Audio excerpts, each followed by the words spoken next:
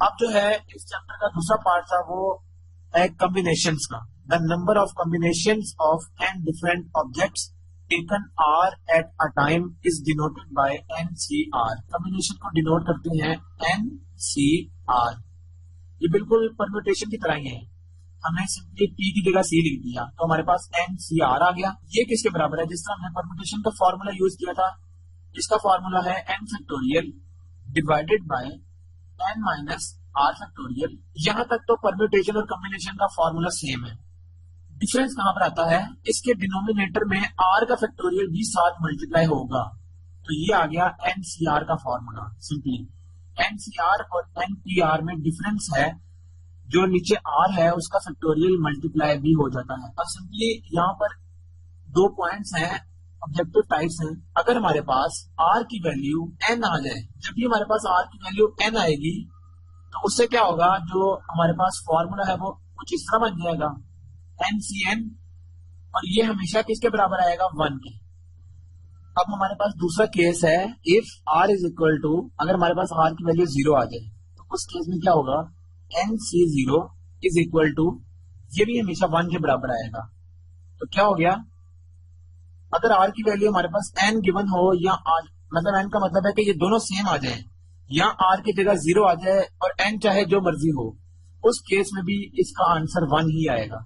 इसके बाद हम देखेंगे कंप्लीमेंट्री कॉम्बिनेशन। अगर इस तरह से हो NCR, तो कंप्लीमेंट्री कॉम्बिनेशन ये कहता है कि ये बराबर होगा NCN माइनस R के, यानी कि NCR बराबर है NCN माइनस R के। इसका मतलब है कि अगर हमारे पास इस तरह से गिवन हो 7C, ये हमारे पास एक एग्जांपल है, 7C लेट्स सपोज ये 4 है, तो वो कंप्लीमेंट्री कॉम्बिनेशन ये कहता है, हम क्या करेंगे, 7C, 7 में से 4 माइनस करेंगे, तो 7 में से 4 माइनस किया, ये रह गया 3, तो 7C4 ये बराबर होगा हमेशा 7C3 के। ये कंप्लीमेंट्री कॉम्बिनेशन, ये डेफिनेशन ये कहती है। इसके बाद एक इंपॉर्टेंट हमारे पास रिलेशन है। अगर हमारे पास इस तरह से गिवन हो n minus 1CR plus n minus 1CR minus 1, तो ये हमेशा बराबर होगा NCR के। इसका मतलब है कि अगर हमारे पास इस तरह से गिवन हो 10C, R कुछ भी हो, लेट सपोज 6 है, प्लस और इसके साथ ऐड हो रहा है 10C5, लेट सपोज इस तरह का हमारे पास कॉम्बिनेशन का रिलेशन है। तो हम उसको किस तरह सॉल्व करेंगे? हम सिंपली इसको लिख देंगे, ये दोनों 10 है, दोनों की वैल्यू है ऊपर n की जगह 10, तो हम इसमें सिंपली 1 ऐड कर देंगे, ये आ जाएगा 11 C।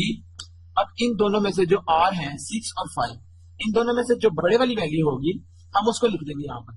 तो इन दोनों में बड़ी कौन सी है? 6। सिंपली ये हमारे पास इन दोनों का सम बराबर आ जाएगा 11C 6 के। जब भी हम इन दोनों के कॉम्प्लीमेंट कॉम्बिनेशंस को सॉल्व करेंगे तो हमारे पास इसका आंसर ये आ जाएगा। इसका पार्ट 1 है 12C2। गौर करें, ये टॉप पर 12 लिखा होता है और इसके सबस्क्रिप्ट में C लिखा है, और ये C मतलब कॉम्बिनेशन।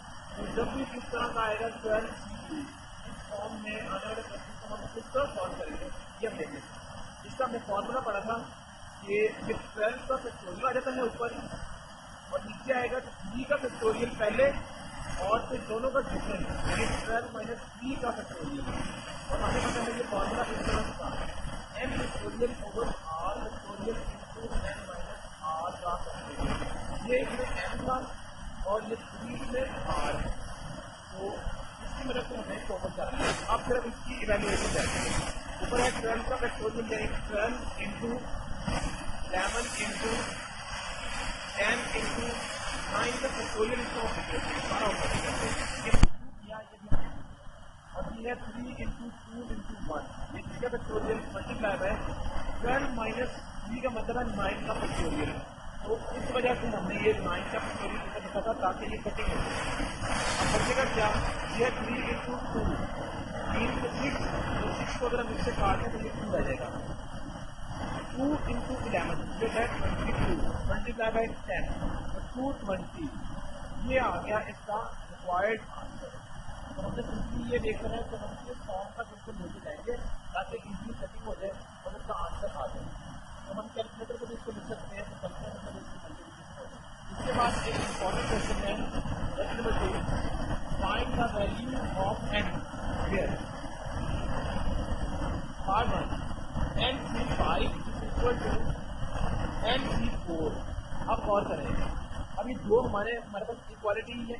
की फॉर्म में आ गए। अब हमें n की वैल्यू निकालनी है, तो n की वैल्यू निकालने के लिए हमारे पास डिफरेंट मेथड्स हैं। हम ये भी कर सकते हैं कि जहाँ हम ये वाला फॉर्मूला अप्लाई करें लेफ्ट साइड पर भी राइट साइड पर भी, और उसको आगे हम सब्स्टिट्यूट करते जाएं और हमारा आंसर आ जाए, वो लेंथ की क्वेश्चन हो जाएगा उससे।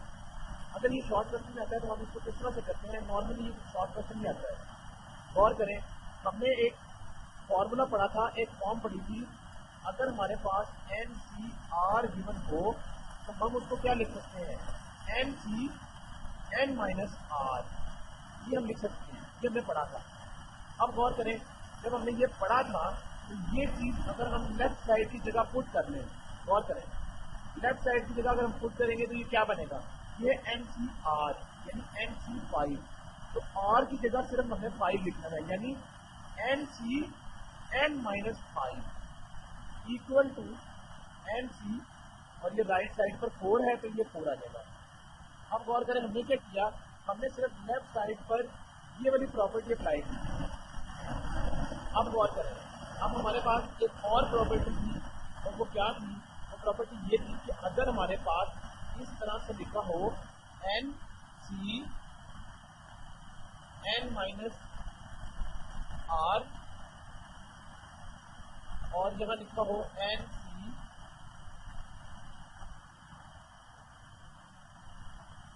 आर, इस तरह जगह लिखा हो तो हम क्या कर सकते हैं, गौर करें, ये जो दो सबस्क्रिप्ट में लिखे हुए हैं नीचे, अगर इस तरह से लिखा हो तो इसका मतलब ये है कि इसकी जो बेस में लिखे हुए हैं ये दोनों आपस में बराबर होंगे। यानी गौर करें, ये n और ये n है सेम, जब ये सेम हो जाएंगे तो ये जो नीचे लिखे हुए हैं ये दोनों आपस में बराबर हो जाएंगे। तो यहाँ से क्या आ जाएगा, n minus 5 is equal to 4। अब गौर करें, हमें चाहिए सिर्फ n, तो n आ जाएगा 4 प्लस 5, और n की वैल्यू आ गई 9, और यही हमें कैलकुलेट करनी थी। तो हमने बेसिकली दो प्रॉपर्टीज को यूज करके ये क्वेश्चन सॉल्व कर लिया। पहले लेफ्ट हैंड साइड पर प्रॉपर्टी ये वाली यूज की, और फिर हमने प्रॉपर्टी ये यूज की कि अगर ये दोनों n है सेम हो, n हो या जो भी हो, तो हम नीचे बेसिस को आपस में इक्वेट कर सकते हैं, इक्वल कर सकते हैं, और उसकी मदद से हमारे पास n की वैल्यू 9 आ रही। अब आता है हमारे पास क्वेश्चन नंबर 4। क्वेश्चन नंबर 4 को समझना बहुत जरूरी है, क्योंकि अगर ये क्वेश्चन समझ लग जाएगा तो बाकी एक्सरसाइज काफी हद तक इजीली सॉल्व हो सकती है। क्वेश्चन नंबर 4 ये है, how many part A diagonal and B part at triangle can be formed from joining the vertices of polygon having, part 1 इसका है 5 साइड्स, यानी एक पॉलीगॉन की 5 साइड्स हैं, तो वो पूछ रहा है कि इसकी कितनी डायगोनल्स बन सकती हैं और कितने ट्राइंगल्स बन सकते हैं। तो ये बनाने के लिए हमें करना क्या है, गौर करें, सिर्फ एक चीज हमें याद रखनी है, जब भी हमें ये कहा जाएगा कि हमने डायगोनल्स और ट्राइंगल्स बतानी है तो हम लिखते हैं कि नंबर ऑफ डायगोनल्स, इसको हम डी से डिनोट कर लेते हैं, एंड साइड्स, यानी number of diagonals and sides. इसकी बात जब हम करेंगे तो गौर करें, हमारे पास टोटल नंबर ऑफ साइड्स जितनी भी होंगी वो हम 5 इस तरह से लिख लेंगे, 5 साइड्स एंड 5 सी। डायगोनल निकालने के लिए हम यहाँ पर 2 लिखते हैं। गौर करें, जब डायगोनल की बात होगी तो यहाँ 2 आ जाएगा। अभी हम डायगोनल की बात करेंगे, ट्राइंगल इसके बाद करेंगे, किसकी बात करेंगे। अब गौर करें, 5c2 का मतलब ये है 5 का factorial over 2 factorial into 5 minus 2 factorial. इसको हम क्या लिख सकते हैं, 5 इंटू 4 इंटू 3 का फैक्टोरियल, और नीचे आ जाएगा 2 इंटू 1, ये 2 का फैक्टोरियल, और ये आ जाएगा 3 का फैक्टोरियल। तो 3 का फैक्टोरियल और ये 3 का फैक्टोरियल कैंसिल, बचेगा हमारे पास क्या, गौर करें, ऊपर है 5 इंटू 4, अभी ये 2 और 2 भी कैंसिल हो सकते हैं, तो 2 इंटू 5 10। इसका मतलब है total number of diagonals and sides ये 10 आ गया। अब गौर करें, उसने हमें ये कहा था ये है total number of diagonals and sides, और उसने हमें 5 साइड्स दे दी है। इसका मतलब है कि अगर डायगोनल प्लस साइड्स निकल आई हैं 10, यानी दोनों, ये दोनों के लिए हमने फॉर्मूला यूज किया है, diagonals plus sides is equal to 10 निकल आया ये, तो इसका मतलब है कि हमारे पास सिर्फ डायगोनल्स कितने होंगे, वो आ जाएगा 10 माइनस साइड्स, ये साइड्स माइनस हो जाएंगी यहाँ से, तो इसका मतलब है 10 माइनस ये है 5, तो आ गए 5 डायगोनल्स। गौर करेंगे हमने डायगोनल्स निकाल लिए। अब ए पार्ट तो हो गया, बी है ट्राइंगल्स। तो जिस तरह हमने डायगोनल्स की बात की थी, ट्राइंगल के लिए क्या होगा, नंबर ऑफ ट्राइंगल्स किस तरह निकालेंगे, टोटल साइड्स वो दोबारा 5 ही है, और इसकी बेस में अब हम ट्राइंगल जिसकी 3 साइड्स होती हैं तो हमने यहाँ पर 3 लिख लिया। याद रखें जब डायगोनल निकालेंगे तो 2 लिखेंगे इसकी बेस में, जब ट्राइंगल निकालेंगे तो 3 लिखेंगे, क्योंकि ट्राइंगल की 3 साइड्स होती हैं। तो ये मिल गया।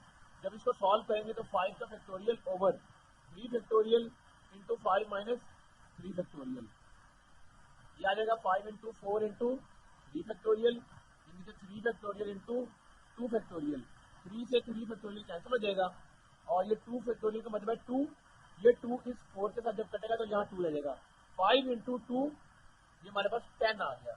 इसका मतलब है कि इसकी डायगोनल्स भी 5 आ गई और साइड इसकी 5 थी, और इसकी ट्राइंगल्स टोटल कितनी निकल आई 10। यानी अगर हमारे पास एक पॉलीगॉन हो 5 साइड्स का तो उसकी मैक्सिमम डायगोनल्स 5 हो सकते हैं और उसकी ट्राइंगल्स 10 उसकी बन सकती है। तो ये इस क्वेश्चन की डिमांड थी। इसके रिमेनिंग पार्ट्स को आपने इसी तरह सॉल्व कर लेना। अब आता है question number 7। In how many ways can a hockey team of 11 players be selected out of 15 players, how many of them will include a particular player. अब गौर करें इस क्वेश्चन में हमने बात की है कि जब भी क्वेश्चन आएगा हमने सिर्फ उसकी स्टेटमेंट को अच्छी तरह समझना है। अगर हमें वो समझ लग गई तो फिर हमारे लिए क्वेश्चन को सॉल्व करना ये कुछ मुश्किल नहीं रहेगा। अब गौर करें हमें उसने कहा है कि टोटल प्लेयर्स हैं 15 और 11 की टीम है, यानी 15 प्लेयर्स होंगे तो हमने 11 की टीम को सिलेक्ट करना है उस 15 में से। अब पहली चीज तो ये, जब ये चीज गिवन है तो इसका मतलब क्या है कि इसके कितने वेज बन सकते हैं। वेज निकालने के लिए हमने देखा था कि अब गौर करें टोटल नंबर ऑफ प्लेयर्स हमें पता है वो हम n की जगह लिखते हैं, वो है 15 सी यानी कॉम्बिनेशन। अब गौर करें प्लेयर्स कितने बनाने हैं 11, तो ये हमने 11 लिख लिया, तो 15 सी 11 ये इसका कॉम्बिनेशन बन गया। अब इसका आंसर हम इजीली निकाल लेंगे, वो हमें सॉल्व करने की टेक्निक का पता है। इसका एक शॉर्ट वे ये भी है कि हम इसको इस तरह से लिखें। गौर करें हमने एक चीज पढ़ी थी कि अगर NCR लिखा हो तो हम उसको NC N माइनस R लिख सकते हैं, ये हमने बात की थी। अब गौर करें अगर हम इसको लिख सकते हैं तो यही चीज हम यहां लिखने लगे, यानी N की जगह 15 as it is, C as it is, N minus R यानी 15 माइनस 11 ये आ जाएगा 4, तो ये हमने लिख लिया। अब गौर करें ये कितना एक्सप्रेशन रिड्यूस हो गया हमारे लिए। अब इसको सॉल्व करना हमारे लिए आसान है। हम क्या करेंगे 15 का फैक्टोरियल ओवर 4 का फैक्टोरियल मल्टीप्लाई बाय 15 माइनस 4 का फैक्टोरियल। अब गौर करें ये इसलिए हमारे पास इजी हो जाएगा सॉल्व करना क्योंकि अभी इसकी कटिंग होने लगी है। ये आ जाएगा 15 इंटू 14 इंटू 13 इंटू 12 इंटू 11 का फैक्टोरियल। यहां तक हमने सिर्फ इसको ओपन कर लिया। नीचे है 4 इंटू 3 इंटू 2 इंटू 1 इंटू ये आ जाएगा 15 माइनस 4 11 का फैक्टोरियल, ये हमने लिख लिया। अब गौर करें ये 11 का फैक्टोरियल इस 11 के फैक्टोरियल से कैंसिल हो जाएगा। ये है 4 इंटू 3 12, तो 12 से कट गया, ये 2 है तो ये 14, ये 7 आ जाएगा। अब गौर करें हमारे पास सिर्फ 3 वर्ड्स रह गए, एक 15, एक 7 और एक 13, और ये हमारे पास क्या आंसर आएगा 1365। ये कैलकुलेटर से हम इसको इजीली सॉल्व कर सकते हैं। अब गौर करें ये तो वही हमारी बात कि जब 15 प्लेयर्स होंगे और उनमें से 11 प्लेयर्स को हमें सिलेक्ट करना है।